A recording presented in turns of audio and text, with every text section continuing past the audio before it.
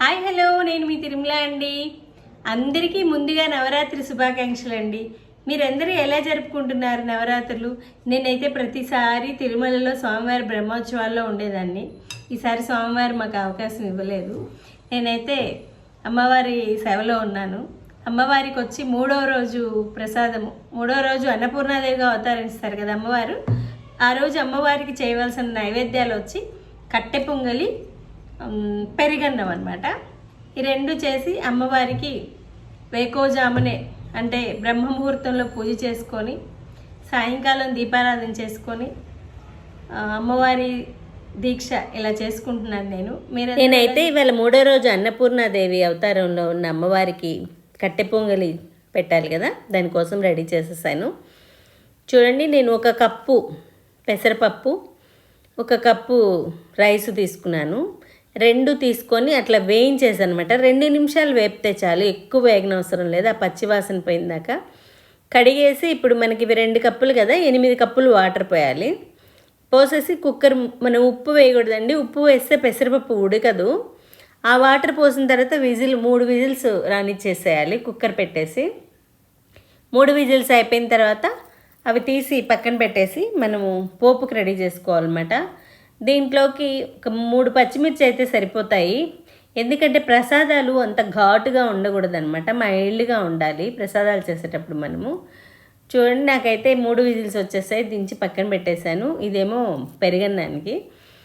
మిరియాలు, 1 స్పూన్ మిరియాలు వేసి కచ్చాపచ్చాగా దంచాలి.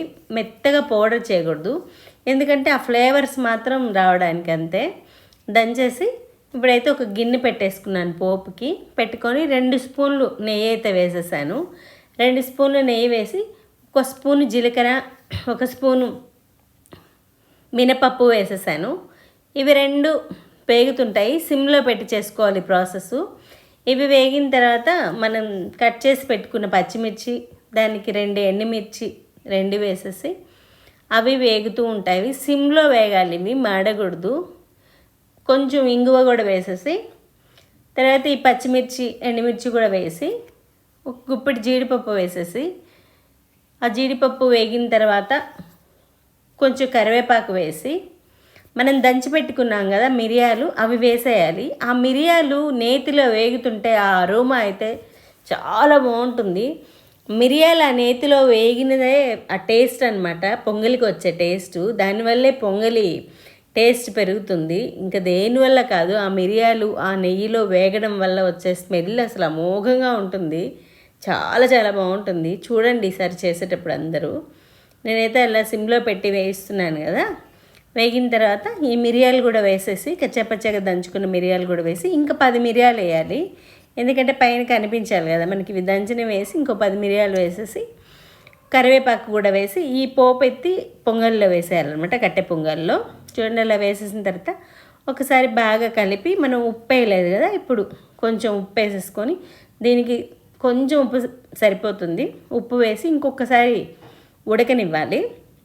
ఉడికితే ఈ ఫ్లేవర్స్ అన్నీ పొంగలికి పట్టుకుంటాయన్నమాట. ఇప్పుడు మనం నైవేద్యం తీసుకునే గిన్నెలో వేసేసి అలా 2 స్పూన్లు, చూడండి నాకు బాగా దగ్గరకు వచ్చేసింది, 2 స్పూన్లు నెయ్యి వేసేసి అమ్మవారికి నివేదన చేసేసుకుంటే అమోఘమైన కట్టె పొంగల్ రెడీ అవుతుందండి. ఇంక ఏమీ అవసరం లేదు. అసలు ఎంత మైల్డ్గా ఎంత బాగుంటుందో. అమ్మవారికి ఈ విధంగా కట్టె పొంగల్ నైవేద్యం చేసి పెట్టేయండి. Thank you.